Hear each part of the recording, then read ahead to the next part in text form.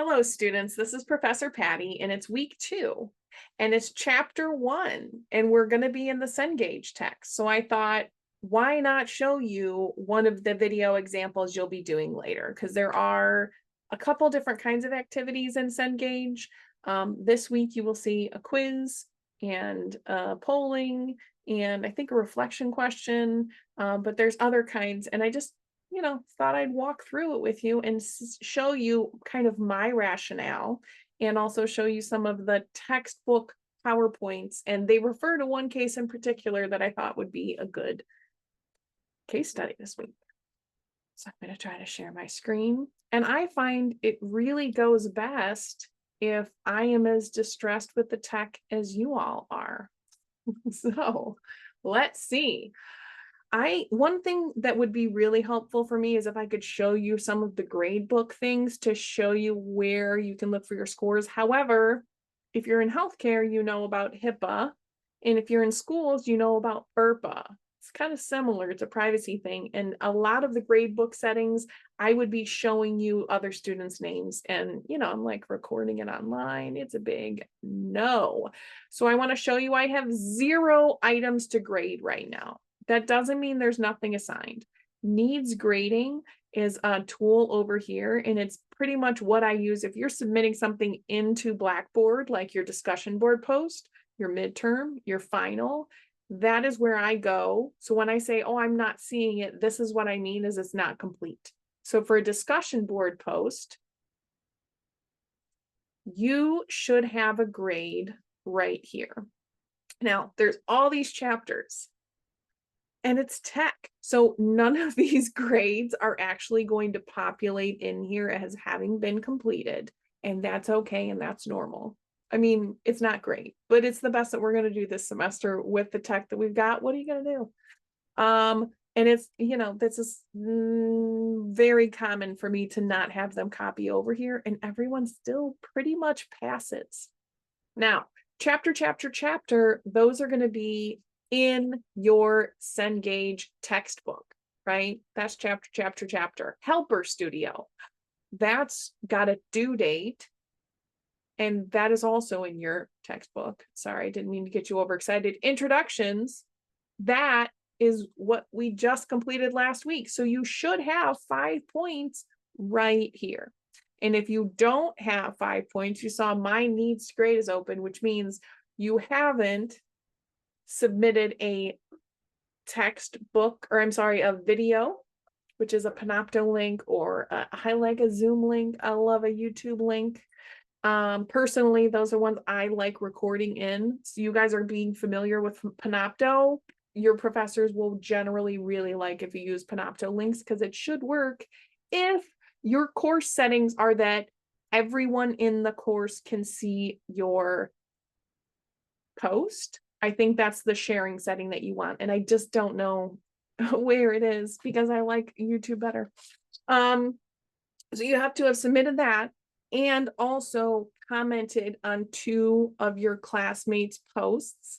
And my little grade setup says they have to have 3 posts before it comes over here. So once you hit 3, discussion board, Blackboard bundles it up and sends it to my grade book. So that's all you need to do. And we're learning. So it's okay if it's a little late this week.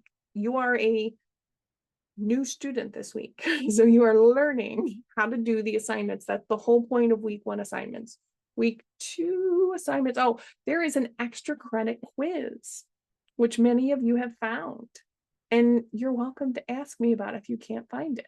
But why not start out the semester with bonus points? Some or all. Your midterm link, you will see the discussion board grade. You see there are due dates on those things. And your final will be submitted through here. Oh, and another discussion board. So those things you can see in Blackboard under my grades right here. I have essentially Joseph Smith's hat where I have to peer into it and divine with angels and golden tablets in here in the grade center, and also in the grade center on Cengage. But I know it so well, and I don't want you to worry about me. All right, I wanted to show you grades. I want to show you your course content if you've not seen it yet. So I want to start on the home page.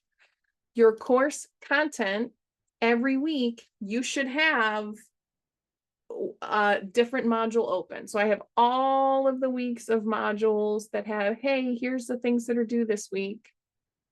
You've already done this one. I leave this one up because sometimes you guys want to watch the syllabus review video stuff, right? So you guys have already been in here last week. It tells you what to do. It gives you some instructions and a link to where to assign it. You guys don't see that one. Direct practice. Here we are this week. This is something just about Labor Day and International Workers' Days. Please note the case study in this week, chapter 1. I just like to open all of them and look at what I'm looking at for the week. Chapter 1, everything's open. Pretty much, if it's here, you have to do this. But I have in here, don't do case study legal problems and the Ramirez family. Because that one is only because we have these very exciting PowerPoint examples. It might even open. You just never know. So Hepworth and Rooney clearly have the entire textbook and want you to do all of the assignments, but there's so much content and you have other courses usually. So there are really like an additional 10 activities per chapter that you do not see. This week we're talking about, as you saw in your reflections, we're talking about the mission of social work, the purpose of social work, the context of social work, and the social work competencies, which is so many things. And if you asked most social workers to name the 9 competencies, they would not be able to, probably off the top of their head. I don't think I could, and I talk about them all the time. But you should be familiar, and we're going to ask you to talk about them all the time. So don't feel like you have to have a graduate level, I have my cap and gown level discussion of the competencies yet. That's why you're here. That's why you're paying so much money, for us to expose you to them over and over and over. Just like in sales, where it's 7 touches to the sale, I'm not going to walk up to you and say, would you like to buy my house? I'm going to like list it and talk about other houses and come back and touch, because we know we retain like less than 10% of information the first time we go over it, even if we're the very biggest and smartest person, right? Humans, they say, need 200 repetitions to learn something new, unless it's in play, and then it takes 10. Well, you are not going to be in a playtime mood when you're reading a textbook. There's just no ifs, ands, and buts about it. It's a different kind of exercise. So you'll read it, you'll respond to it. That's going to be you recalling the information you just went over. That's another touch. Then you're going to talk about it. Then we're going to talk about it in other classes. This is not a theory class. And right in the beginning in the discussion board, we're asking you to pick your favorite theory. And most of the classes will do that. And it's not to test whether you know the theory really well. It's for you to identify, there's more I want to say about it. There's more I want to understand about it, because I want to be unconsciously competent at talking about a few things in social work. And the longer you are in your career, the more unconscious competence you will have talking about it. Just like if you're at the Department of Children and Family Services, you work at DCFS and you already know what it stands for, right? Nobody has to tell you. You don't need a flashcard for it, because it's like your bread and butter, and you know the difference between COPS and whatever the number form is you can do for an emergency removal, like all of that lingo, you just can spit it out. So you will have that in your specialty. This is to expose you to the many areas of social work so that you can see what's going to be a good fit for your skills, your talents, your strengths, your biases. We want you to be aware of what they are. And we want you to be aware of what you are naturally drawn to and naturally can pick up. And you don't have to like beat yourself over the head with parts of this career and say like you have to be good at all of them. That's silly. So we're talking about the Ramirez's, and we're talking about a target system, a client system, an action system, and an agency system. I have taught this course more than 6 times. I would not define those off the top of my head without looking at the textbook first. So I hope you feel like you're in good hands with me, even though I don't know the competencies or how to be a social worker or what I want to be when I grow up, right? All right, we're in close windows. I'm trying new things, closing windows. We're going to open up legal mandates and the Ramirez family, and we're going to start this assignment. Marta. We're going to take some notes on Marta. Marta was referred to Child Welfare Services. What does that tell us? When we're looking at these vignettes, and you'll see vignettes like this in your textbook, you'll see them also on the licensure exam. We know immediately Marta was referred to Child Welfare Services. That is an action point, right?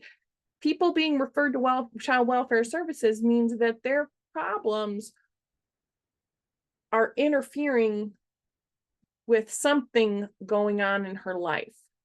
So this is just my notes app, and I have the Phil Luttrell study guides.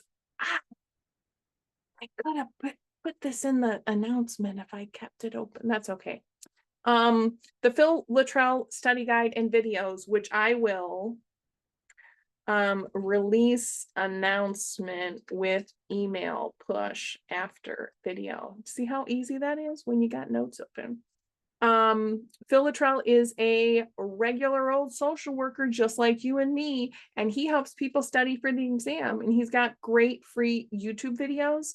And one of my supervisees and mentees and former she was an intern of mine. She applied through Youngstown State University 5 years ago.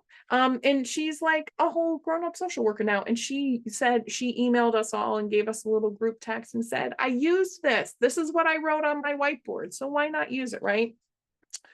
Phil highlights in different colors, Marta, Tobias, the family, adults, children. He's got colors. Those of you who are visual learners, great learning aids. So an application type question is, how will you apply these theories to what's going on in your case? Recall is, what does this term mean? So those were some of the quiz questions that you answered in our textbook. What service would this person need? And it was like, do they need assessment or therapy or intervention or a broker or whatever? That's all the social work roles. That's recall. That's vocabulary. Reasoning. Are you providing a solution or applying terms in theory? And anytime you're applying, if you're not trying to provide a solution or recall vocabulary, you can use this as an order of operations, which is SF, like San Francisco, area, FI, like phi, I don't know, SFAREAFI. But if you remember this and you remember that you first address safety, I have safety questions right off the rip.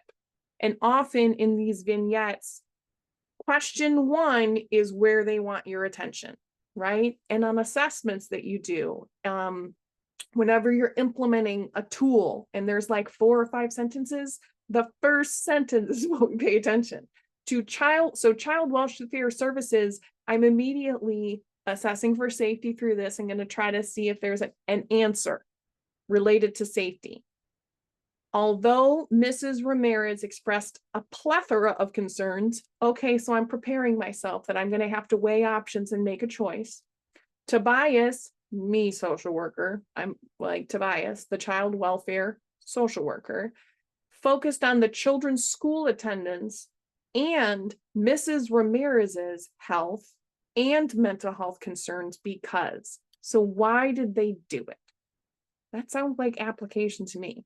Was he addressing the specific reason for his being there? Possible, right?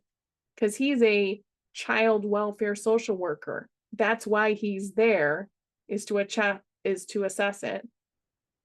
He was referred there. Why? Because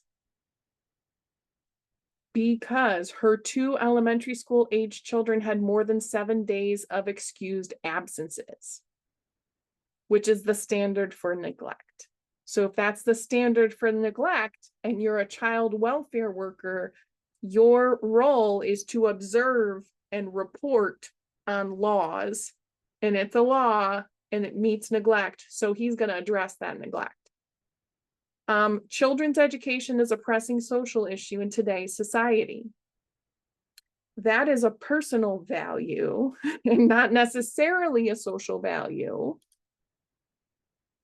It's also an opinion. And he did not have time to address the multiple concerns expressed by Mrs. Ramirez. I'm thinking, would it ever be a social work competency to skip something if you don't have time? Unlikely, right? They would say, like, time is not the issue. You need to triage and prioritize because we have all these competencies, and assessment is one of the EPAS social work competencies. So we're assessing the needs. We're not providing a mental health assessment, okay? All right. Assessment is the objective looking at and saying, what does the data tell us to prioritize first? And this is an assessment tool. We wouldn't think of it. We'd think of it as being like, oh, we need a PCL5, you know, to study, or we need a, I can't remember what they call the PCL5 anymore, the PTSD checklist. Oh yeah, it is a PCL5 with the DSM-5 TR. All right. Did he feel that immigration issues were outside his scope of practice? Unclear, but it's not the reason for referral. So the best answer is that he was addressing the specific reason for being there, right? We can read the whole rest of it though and see what we skipped, but I'm showing you how to look for the way that they wrote the question. Okay. Marta Ramirez was referred to Child Welfare Services because her 2 elementary school age children had more than 7 days of unexcused absences from school during the term, the standard for educational neglect in her state. So he's supposed to observe and assess why. When Tobias, a child welfare social worker, met with Mrs. Ramirez, he found that the children had missed similar amounts of time when they had lived in another state, indicating this is a problem. The functional impairment has existed in multiple places. Okay. So it's most likely with the family, whatever's causing the truancy. There had not been earlier investigations, however, as legal standards for educational neglect were different in the previous state. So maybe there were more. Mrs. Ramirez noted that her children had been frequently ill with flu and asthma, health concerns, frequent illness. She also said the children did not feel comfortable at the school. Aggression, microaggressions. And they felt that the teachers were mean to them because they were Hispanic. Oh, that's definitely a microaggression. Okay. Well, I mean, I feel like that's an aggression. All right. In addition, Mrs. Ramirez had sustained a work-related back injury that limited her ability to get out of bed some mornings. Okay. Health concern. So she said they didn't feel comfortable and they felt the teachers were mean. So I might be assessing the kids' comfort, the kids' emotional state, what else might be making them uncomfortable. It's kind of intimating that there are multiple things making them uncomfortable. As an undocumented immigrant, Mrs. Ramirez was ineligible for the surgery she needed. There's a lot of reasons that people can be ineligible for necessary surgeries. Finally, she acknowledged experiencing depression and anxiety. So this is not a mental health diagnosis. Do you see how we do not have F codes for depressive disorder? This is not a major depressive disorder. This is not dysthymia. This is not generalized anxiety. This is not phobias, right?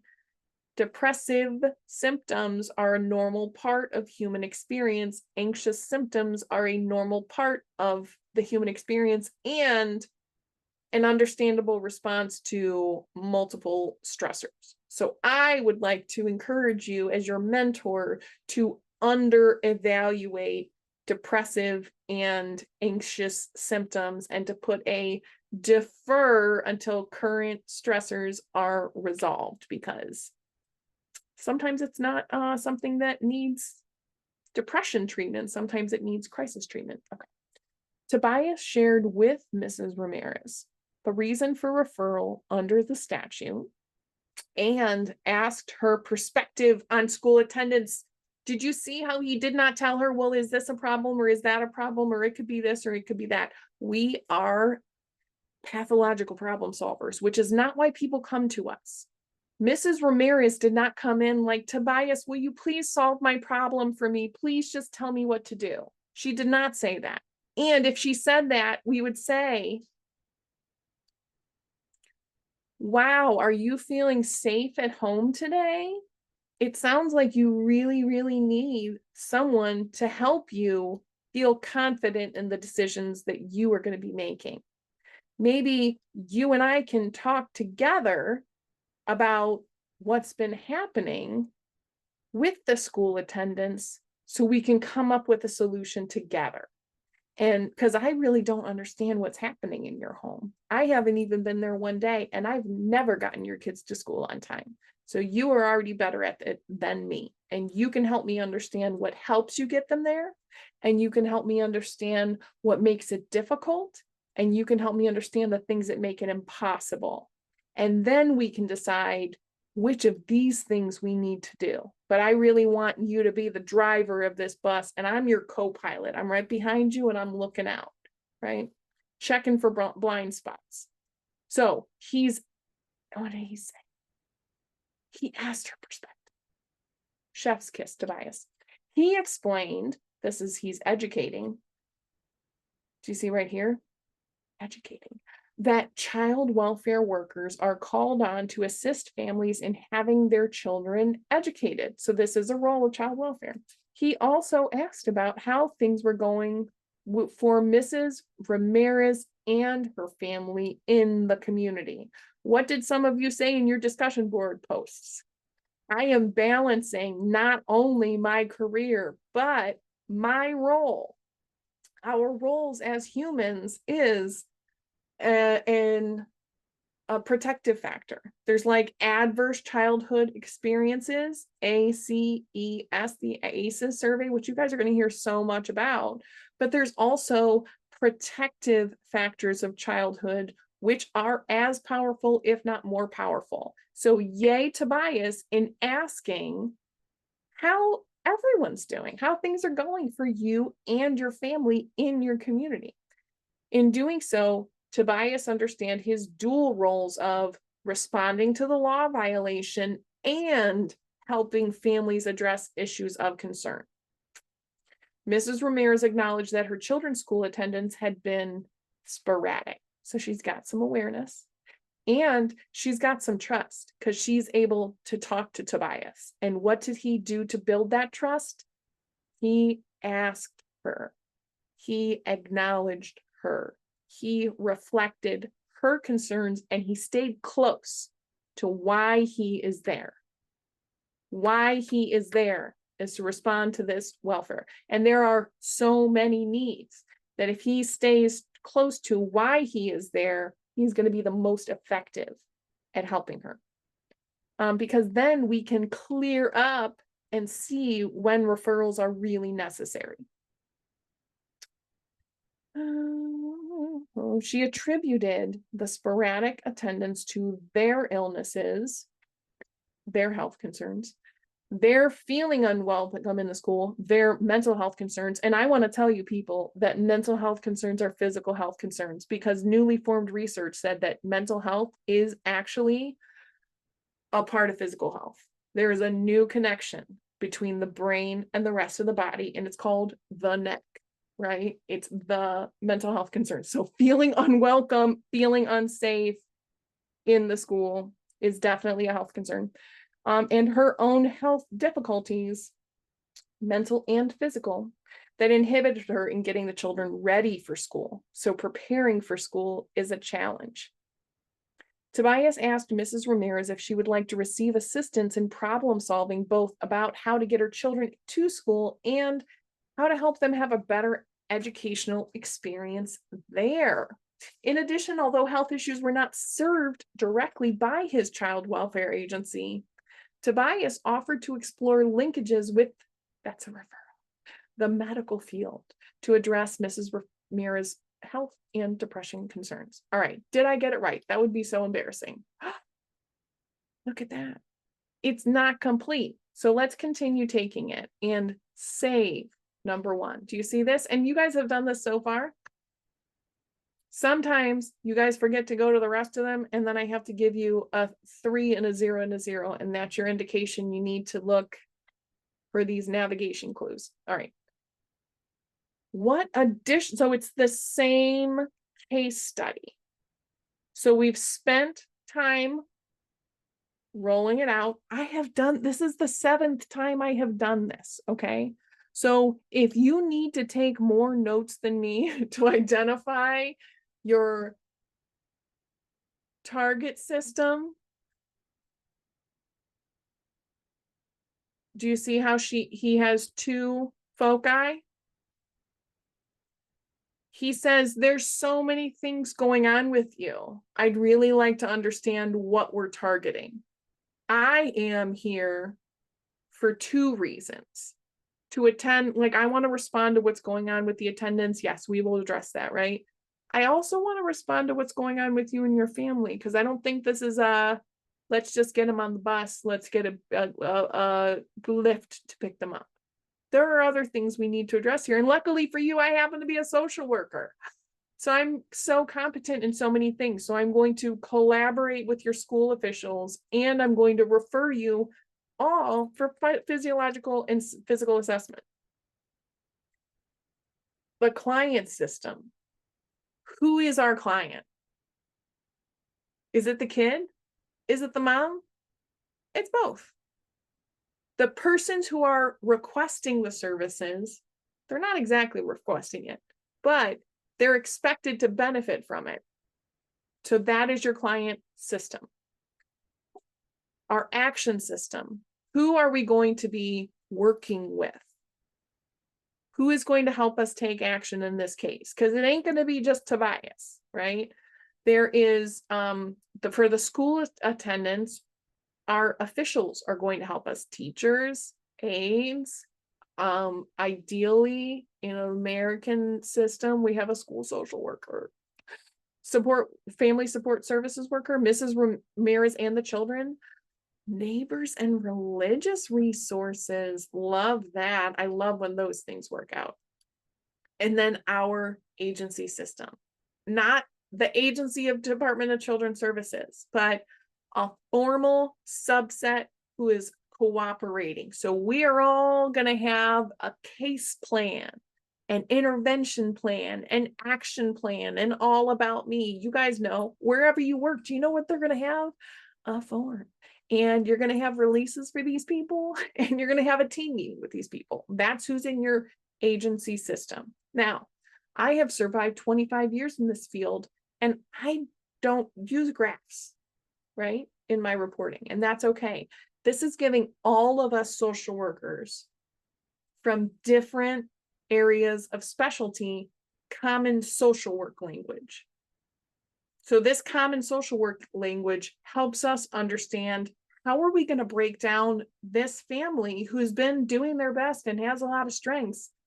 We're going to use a framework to address the problem. And when they say, how did you do it? You say, I went through my framework. When there's ethical violations, when there's ethical concerns, how did you make your ethical decisions? Here's my ethical decision making. And there's like so many versions of this for ethical decision making. Okay. I liked that. I wanted to show you that. Let's see what else we do. What additional services or activities might the child welfare social worker engage in to prevent future concerns? They might do parenting classes and personal care attendance services for Mrs. Ramirez. Maybe. I would love to see an evidence-supported parenting class that someone comes out of and they're like, wow, I feel like I might be able to do this a little better than I was doing it. I really learned something about myself. That is an intervention I would send myself to and everyone I know. I don't know about those kinds of things. Okay.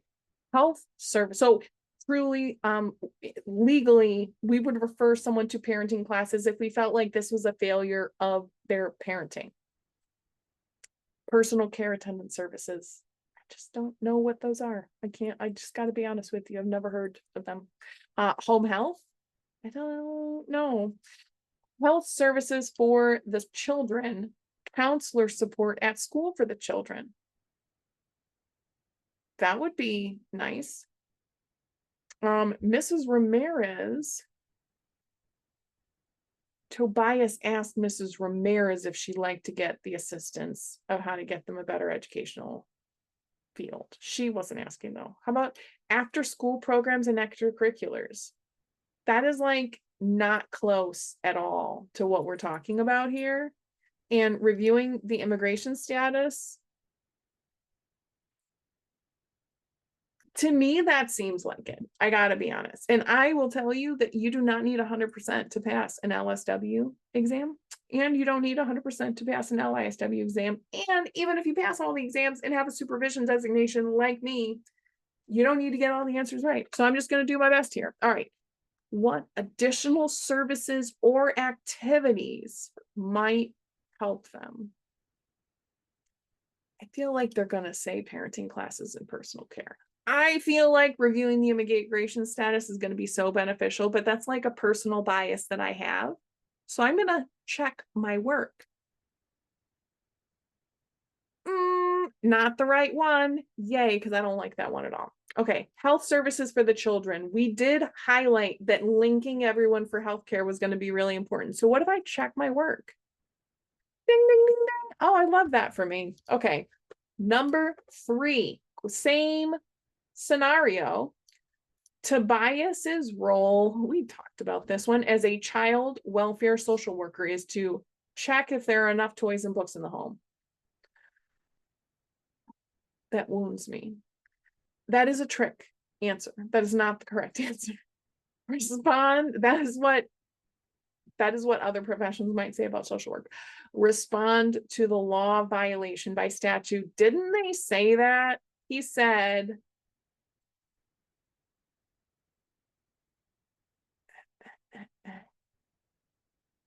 the reason for the referral under the statute and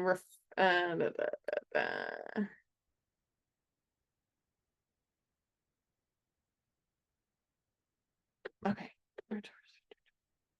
Respond to I feel like that's the right one. Check to see if there's too many people living in the home. Again, that is not social work's problem. Although this is one of the major, if you have not taken policy yet, I sure hope they talk about the settlement houses and the birth of social work in tenements and advocating for policy in tenement law, because that is the start of our profession before we started doing so many other things and including so many other helpers who were a part of the capitalist social construct of, if you have enough grain to make it through the winter, you stop harvesting and you go out and you take care of your neighbors to make sure they have enough grain. That is policy. That is the promise of capitalism. And when it does not occur, that is the role of social work to say, hey, there's a social contract to uphold. Which includes too many people living in the home and housing standards. Check to see if there's a father in the home. You better not. You all get negative 50 points if you check that as the answer. I'm checking my work again. Ding, ding, ding, ding, ding. He said really specifically in there, and I'm not finding it because I'm stressed, but I'm here to respond to the law violation and also help you. And that was also in our PowerPoint. So that is our exciting lecture for this week. You guys have stuff to watch, stuff to read, and I hope it's kind of easy, and I hope you have a lovely and restful 3-day weekend, or at least part of a 3-day weekend. All right, bye-bye.